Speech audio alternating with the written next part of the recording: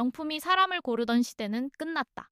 요즘 해외 패션 팬들 사이에서 도는 말이거든요. 자, 오늘은 좀 기묘한 이야기를 하나 해볼게요. 해외에 있는 저 같은 사람 눈에는 이게 진짜 이상하게 보여요. 한국의 한 아이돌 멤버가 노래도 아니고 춤도 아니고 유럽 명품 브랜드들 매출표를 혼자서 뒤흔들고 있는 거예요. 방탄소년단의 B 김태형 얘기예요. 처음 이 숫자들을 봤을 때 제 뚝배기에 지진이 났거든요. 아니, 지금 무대에서 노래하고 있어야 할 사람이 왜 파리 패션쇼 맨 앞줄에 앉아서 브랜드를 살리고 있는 거냐고요. 근데 이게 그냥 잘생긴 아이돌이 광고 하나 찍은 수준이 아니에요. 광고를 찍어준 정도가 아니라 브랜드의 운명을 통째로 바꿔놓은 거예요. 오늘 얘기할 건 딱 하나예요. 아이돌 한 명의 얼굴이 어떻게 조단위 매출을 움직이는 자산이 됐는지 그 하나만 끝까지 파볼 거예요. 끝까지 보시면 왜 이게 그냥 팬심이 아니라 소름 돋는 사건인지 완전히 이해하시게 될 거예요. 자, 배경부터 깔고 갈게요. 비는 원래 방탄소년단 안에서도 비주얼 담당으로 유명한 멤버였어요. 무대 위에서 노래하고 춤추는 사람이란 이미지가 거의 전부였죠. 근데 2023년 3월 프랑스 명품하우스 셀린느가 그를 글로벌 앰베서더로 발표하면서 판이 완전히 달라졌어요. 셀린느가 어떤 곳이냐면 파리를 대표하는 오래된 럭셔리 하우스예요. 그런 데가 아시아에서 온 가수를 자기 얼굴로 내세운 거예요. 이게 왜 놀라운 일이냐면 이런 하우스는 유행 따라 얼굴을 자주 바꾸는 곳이 아니에요. 한번 정한 얼굴을 오래 밀어주는 곳이란 말이죠. 그래서 해외 패션 매체들이 그를 아예 셀린느 보이라고 부르기 시작했어요. 그리고 딱 4개월 뒤인 2023년 7월에는 이번엔 까르띠에가 그를 앰베서더로 데려가요. 그것도 브랜드의 상징인 팡테르 라인으로요. 명품 하우스 두 곳이, 그것도 세계적인 곳들이 거의 동시에 같은 사람을 원했다는 것부터가 이미 심상치 않은 신호였어요. 자, 여기까지만 들으면 뭐 인기 아이돌이 명품 광고 좀 찍었나 보다 싶잖아요. 저도 딱 거기까지 생각했어요. 근데 진짜 이야기는 계약서에 사인한 다음부터 시작돼요. 여기서 대반전은 이 사람이 그냥 광고 모델을 넘어서 아예 숫자로 증명되는 자산이 됐다는 거예요. 자, 개념을 하나 짚고 갈게요. 글로벌 인플루언서 마케팅을 분석하는 레프티라는 플랫폼이 있어요. 이런 데는 셀럽이 올린 게시물 하나하나가 광고로 환산하면 얼마짜리인지를 돈으로 계산하거든요. 이걸 어닝드 미디어 밸류, 줄여서 EMV라고 불러요. 쉽게 말하면 이 사람이 공짜로 만들어준 광고 효과를 돈으로 매기면 얼마냐 이거예요. 브랜드가 돈을 써서 광고를 때리는 게 아니라 이 사람이 그냥 존재하는 것만으로 발생하는 홍보 가치인 거죠. 근데 레프티가 계산해 보니까 뷔가 2023년 한 해 동안 게시물 딱 31건으로 셀린느 한 곳에 벌어다준 광고 가치가 2억 7,400만 달러였어요. 사진 몇 장, 스토리 몇 개로 말이에요. 우리 돈으로 따지면 수천억 원어치예요. 웬만한 중견기업 1년 매출을 이 사람은 게시물 몇 개로 그냥 만들어낸 셈인 거죠. 보통 이 정도 홍보 효과를 내려면 브랜드가 광고비로만 수백억 원을 쏟아 부어야 하는데 그걸 사람 한 명이 대신 만들어준 거예요. 그래서 레프티는 그를 아예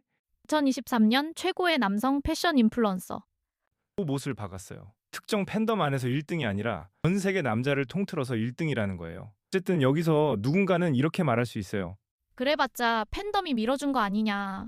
저도 솔직히 처음엔 그런 줄 알았어요. 팬들이 워낙 화력이 좋으니까요. 근데 브랜드의 실제 실적표를 보면 그냥 입을 다물게 돼요. 그가 엠베서더로 활동한 2023년 셀린느 코리아 매출이 1년 만에 513% 뛰었어요. 5배가 넘게 뛴 거예요. 영업이익은 591% 늘었고요. 카르띠에는 한술 더 떠요. 2023년 4월부터 2024년 3월까지 한국에서만 매출 1조 5천억 원을 찍으면서 그때 최고 실적을 갈아치웠어요. 무슨 뜻이냐면 팬들이 주 몇 개 사재기하는 수준이 아니라는 거예요. 밴드 전체의 손익 계산서가 사람 한 명 때문에 방향을 트는 거예요. 보통 명품 브랜드는 앰베서더를 여러 명 두고 돌려 쓰잖아요. 근데 이 사람은 혼자서 브랜드들의 한 해 성적표를 통째로 바꿔놨어요. 오죽하면 까르띠에 쪽에서 그를 데려오려고 상당한 공을 들였다는 얘기까지 나올 정도였어요.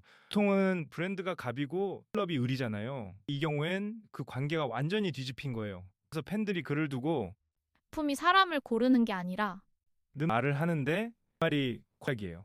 이 명품을 살린다는 거죠. 그리고 진짜 압권은 파리 패션 위크였어요. 제가 셀린느 쇼에 다녀온 뒤에 인스타그램에 사진 딱 2장을 올렸어요. 근데 레프티 분석으로 이 기물 2장의 광고 가치가 187억 원, 그러니까 1350만 달러쯤으로 나왔어요. 2장이 말이에요. 무슨 의미냐면 시점에 세서 가장 값비싼 게시물. 1위가 바로 이 사람 사진이었다는 거예요. 한국 아이돌들 사이에서가 아니라 세계 모든 셀럽, 모든 인플루언서를 통틀어서요.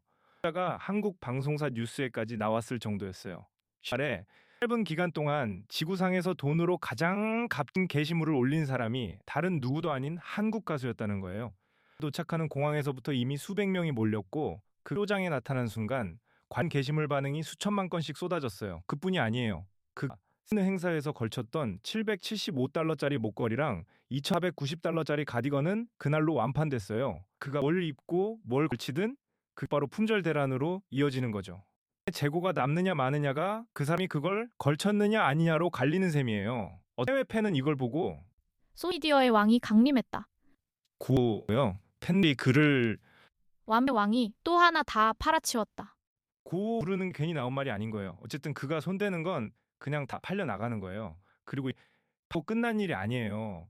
관련해서만 1년도 안 되는 사이에 잡지를 12번, 그것도 매체 4곳에서 장식했어요. 그래서 잡지 표지라는 자리는 아무나 못 서는 자리예요. 들이 그의 얼굴을 고르고 골라서 세우는 자리인데 그걸 안에 12번을 채운 거예요.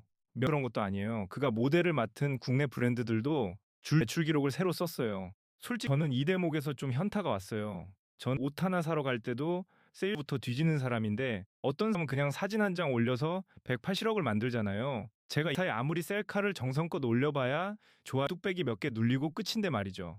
어쨌든 세상은 참 불공평하구나 싶으면서도 이게 대체 어떻게 가능한 일인지가 더 궁금해지더라고요. 그냥 생겨서, 그냥 유명해서 이 한마로는 도저히 설명 안 되는 규모잖아요.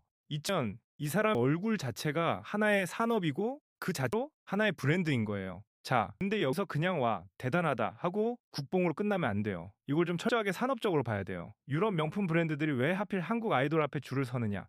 이가 무서운 점이에요. 명품 산업은 원래 유럽의 오래된 취향을 파는 장사예요.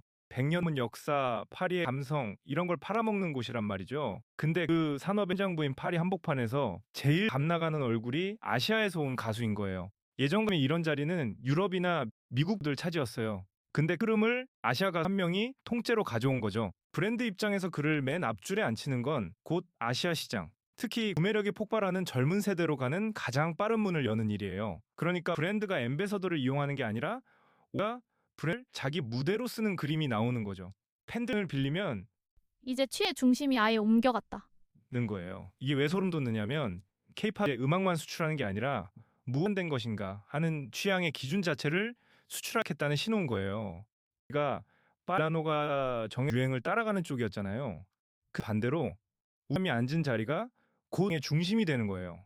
이 소프트 파워라는 거죠. 군대 무기로 누르는 게 아니라 스스로 좋아하게 만들어서 기꺼이 을 열게 하는 힘이요. 문이 되고 다시 나라의 힘이 되는 거예요. 이야기를 정리해 볼게요. 우리가 그냥 노래하는 아이돌인 줄로만 알았던 사람이 알고 유럽 명품의 손익계산서를 혼자 흔드는 1조짜리 얼굴이었던 거예요. 저는 이야기를 준비하면서 했어요. 우리가 아무 생각 없이 지나치던 그 잘생긴 얼굴 하나가 사람의 소프트 파워 그 자체였다는 거잖아요. 저는 이 사람이 그 큰 무대들을 혼자 감당하는 걸 보면서 뒤에 얼마나 큰 부담을 지고 있을까 싶어서 한편 좀 뭉클하기도 했어요. 우리가 K-팝면은 보통 무대랑 음악만 떠올리잖아요. 이젠 그 밖에서 옷 한 번 사진 한 장 올리는 것만으로도 이미지를 바꾸고 드리는 시대가 된 거예요. 명품 브랜드들이 판이라 서울을 먼저 쳐다보는 시대가 온 거죠. 자, 오늘은 여기까지. 구독이랑 좋아요는 셀린느 신상보다 훨씬 싸고 심지어 공짜니까 여러분 오늘 이 채널을 한번 완판시켜 주시면 저는 아주 행복할 것 같아요. 그럼 저는 또 다음 이야기를 들고 올게요.